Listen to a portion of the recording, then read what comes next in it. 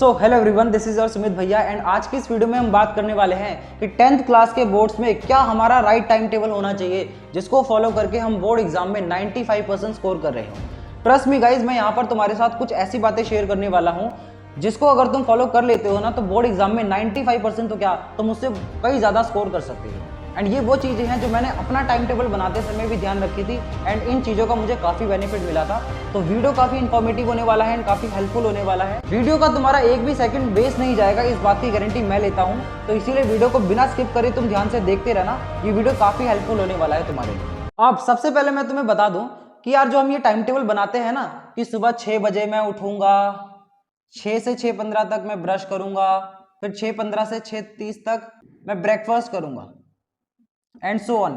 ये जो हम टाइम टेबल बनाते हैं ना गाइस, ये टाइम टेबल कभी फॉलो नहीं हो पाते हैं, बिलीव मी, ये प्रैक्टिकली एप्लीकेबल नहीं होते हैं। तो हमें किस तरीके का टाइम टेबल बनाना चाहिए हम आगे वीडियो में डिस्कस कर रहे होंगे, तो वीडियो को ध्यान से देखते रहना, ये वीडियो काफी इंपॉर्टेंट होने वाला है।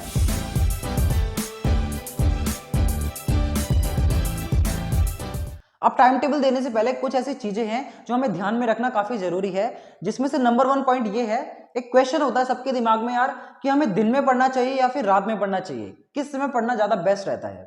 तो यार इसका जो आंसर है ना, वो एक कॉमन आंसर नहीं दिया जा सकता।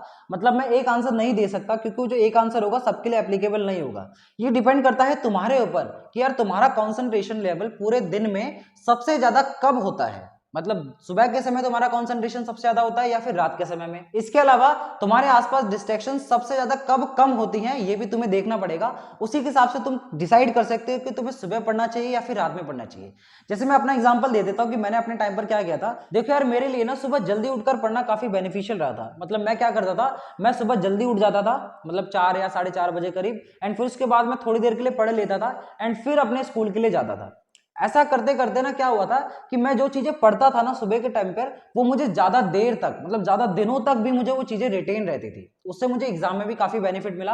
मैं सुबह पढ़ते पढ़ते मैंने हैबिट बना ली एंड वो सुबह पढ़ी हुई जो चीजें होती है ना, वो मुझे ज्यादा देर तक रिटेन रह पाती थी। तो मैंने अपने लिए तो क्या करा था, मैंने सुबह के लिए जो टाइम टेबल बनाया था वो मैं सुबह 4 बजे 4:30 बजे उठ जाता था और उसके साथ साथ मैं 2 सब्जेक्ट कवर कर लिया करता था एंड वो मैं जो पढ़ाई करता था ना वो मुझे काफी दिनों तक रिटेन भी रहती। एक चीज बोलना चाहूंगा यार कि तुम्हारे मेन फाइनल बोर्ड एग्जाम से पहले तुम सुबह जल्दी उठने की आदत डाल लेना।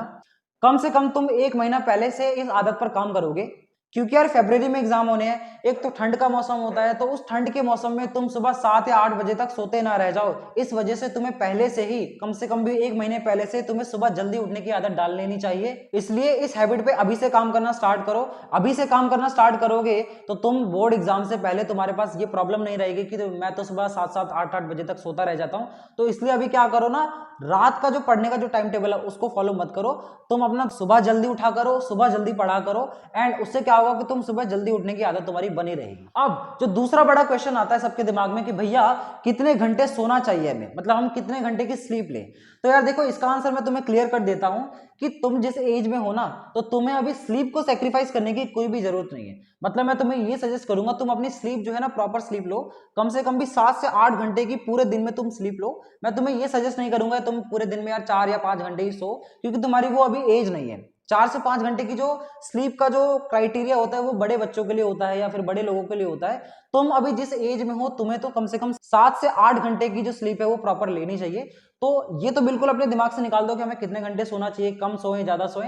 तो मैं तुम्हें कहूंगा कि तुम कम से कम भी 7 से 8 घंटे की जो नींद है प्रॉपर लो अपने पूरे दिन में। उससे कम तुम्हें स्लीप नहीं लेनी है, ना ही उससे ज्यादा लेना, ठीक है।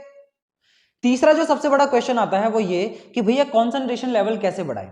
तो यार देखो, आप में से ज्यादातर बच्चे भी क्या कर रहे होंगे कि मोबाइल या तो लैपटॉप से पढ़ रहे होंगे, क्योंकि ऑनलाइन का जमाना है। तो ऐसे में क्या होता है ना यार, कई बार हमारा टाइम वेस्ट भी हो जाता है क्योंकि हम डिस्ट्रैक्ट हो जाते हैं, दूसरी चीजों में चले जाते हैं, है ना।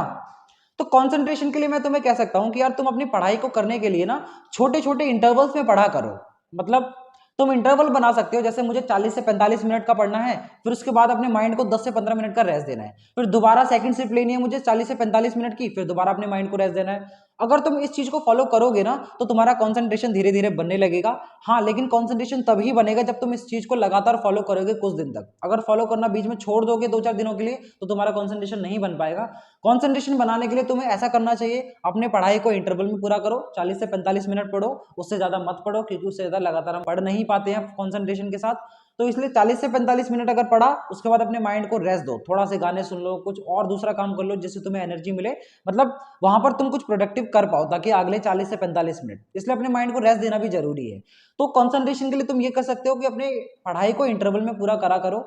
एक और टिप जो मैं तुम्हें देना चाहूंगा जो तुम्हारे काम आ सकती है, वो ये कि यार खाना थोड़ा लिमिटेड खाओ। मतलब हमें पढ़ाई करने से पहले बहुत ज्यादा ऑयली फूड नहीं खाना है या फिर ज्यादा क्वांटिटी में नहीं खाना है, अपनी भूख से ज्यादा नहीं खाना है। क्योंकि होता क्या है ना कि ज्यादा खाने से नींद आने लगती है, क्योंकि ज्यादा जब खाना खा लिया जाता है तो ऑक्सीजन जो होती है ना वो उस फूड को डाइजेस्ट करने के लिए यूज की जाती है। वो ऑक्सीजन जो हमारा ब्रेन यूज करता है पढ़ने के लिए, अब उसी ऑक्सीजन को फूड को डाइजेस्ट करने के लिए यूज करा जाता है। तो इसीलिए जब भी ज्यादा खाना खा लिया जाता है या फिर ऑयली फूड खा लेते हैं ना तो हमें नींद ज्यादा आती है। तो इसलिए अभी आपको क्या करना है, खाना जब भी खाओ तो अपनी भूख से थोड़ा सा कम खाओ, ऐसा नहीं बहुत ज्यादा कम खा रहे हो, थोड़ा सा ही कम खाओ ताकि आपको पढ़ते समय नींद ना आए। ये बहुत अच्छी इंपॉर्टेंट है जो मैं भी अपने टाइम पर फॉलो करता था एंड इसका बेनिफिट मुझे भी मिला था। अब आते हैं टाइम टेबल के ऊपर कि हमारा मेन टाइम टेबल कैसा होना चाहिए। देखिए टाइम टेबल के लिए मैं ये कहूंगा कि टाइम टेबल बनाते समय ना हमारा मेन फोकस ये नहीं होना चाहिए कि मैं दिन में किस टाइम पर क्या कर रहा हूँ। हमारा मेन फोकस इस चीज पर होना चाहिए कि मैं अपने चैप्टर्स में मौजूद जो कंटेंट है ना उसको मैक्सिमम कैसे कवर कर पाऊंगा। और तुम एक चीज और कर सकते हो कि तुम अपने सब्जेक्ट्स को ना प्रायोरिटाइज कर लो। क्या कर लो? अपने सब्जेक्ट्स को प्रायोरिटाइज कर लो। ये कैसे करना है मैं जरा तुम्हें बताता हूं। प्रायोरिटाइज कैसे करना है, मतलब एक ऐसा ऑर्डर बना लो कि कौन सा काम कितना इंपॉर्टेंट है। फॉर एग्जाम्पल मैं एक प्रायोरिटी लिस्ट बना के दिखाता हूं। जैसे जैसे मैंने साइंस लिखा, मैथ्स लिखा, इसके अलावा मैंने एसएसटी लिखा, फिर इसके बाद हमारे जो इंग्लिश और जो हिंदी होते हैं। साइंस मान लो आपको मैं 40% का टाइम देता हूं, मैथ्स के लिए जैसे मान लो हमें 20% टाइम देना है, एसएसटी के लिए 20% टाइम देना है, ऐसे इंग्लिश और हिंदी के लिए हमें 20% टाइम देना है। तो मैंने क्या करा, मैंने यहां पर टफेस्ट से लेकर इजीएस्ट चैप्टर तक की एक लिस्ट बना ली। एक ऐसी मैंने ऑर्डर में लिस्ट लगा ली जो मुझे लगते हैं कि यार मेरे लिए ये साइंस ज्यादा टफ है, फिर मैथ्स है, फिर एसएसटी है, फिर इंग्लिश है, फिर हिंदी है। तो तुम्हें भी अपने हिसाब से क्या करना चाहिए, अपने सब्जेक्ट्स को प्रायोरिटाइज करो। मैं सबसे ज्यादा टाइम अपना साइंस पे दूंगा, फिर उसके बाद मैथ्स पे ज्यादा टाइम दूंगा, फिर उसके बाद एसएसटी पढ़ूंगा, फिर उसके बाद लास्ट में मैं इंग्लिश और हिंदी पढ़ा करूंगा। तो तुम्हारे पास एक ऐसी प्रायोरिटी लिस्ट होनी चाहिए जिसमें तुम्हारे पास टफेस्ट से लेकर इजीएस्ट सब्जेक्ट्स पता हो तुम्हें, ताकि तुम दिन का जितने भी घंटे जैसे तुम पढ़ोगे ना, तुम उसमें अपना मैक्सिमम टाइम किस सब्जेक्ट पे दोगे, फिर थोड़ा सा कम टाइम कौन से सब्जेक्ट पे दोगे, फिर इससे कम टाइम कौन से सब्जेक्ट पे दोगे, इस तरीके से। तो आई होप आपको ये बात समझ आ गई होगी। अब बात करें यार कि दिन में कितने घंटे पढ़ने चाहिए, तो यार मेरे अकॉर्डिंग मैं तुम्हें एक एग्जैक्ट नंबर अगर बता दूं तो तुम्हें 3 घंटे तो मिनिमम पढ़ना ही चाहिए। मतलब अगर तुम 3 घंटे भी पढ़ते हो ना और उसको कंसिस्टेंटली पढ़ते हो तो तुम काफी बेहतरीन स्कोर कर सकते हो। 95 तो क्या 98 99 भी स्कोर कर सकते हो। लेकिन हाँ, तुम्हें ये कंसिस्टेंटली पढ़ना पड़ेगा। मतलब रोज रोज तुम्हें ये काम करना पड़ेगा, 3 घंटा 3 घंटा 3 घंटा, ना 3 घंटा से कम ना 3 घंटे से ज्यादा। अगर तुम रोज ऐसा करते हो ना तो तुम्हें इससे ज्यादा पढ़ने की कभी भी जरूरत नहीं पड़ेगी। मतलब 4 घंटा 5 घंटा कभी नहीं पढ़ने की जरूरत पड़ेगी, लेकिन तुम्हें 3 घंटा रोज देना पड़ेगा। सो यार दैट्स इट, ये थी मेरी तरफ से गाइडेंस तुम्हारे टाइम टेबल के लिए। अगर तुम इस टाइम टेबल को फॉलो करते हो ना तो तुम भी अपने बोर्ड एग्जाम में काफी बेहतरीन स्कोर कर सकते हो। मुझे कुछ तुमसे चाहिए तो वो है तुम्हारा प्यार, जो कि तुम सब्सक्राइब करके या लाइक करके दे सकते हो। सो यार इस वीडियो के लिए इतना ही। मिलते हैं किसी नई वीडियो में किसी नए टॉपिक के साथ। तब तक के लिए थैंक यू सो मच इस चैनल पर बने रहने के लिए एंड इस वीडियो को देखने के लिए।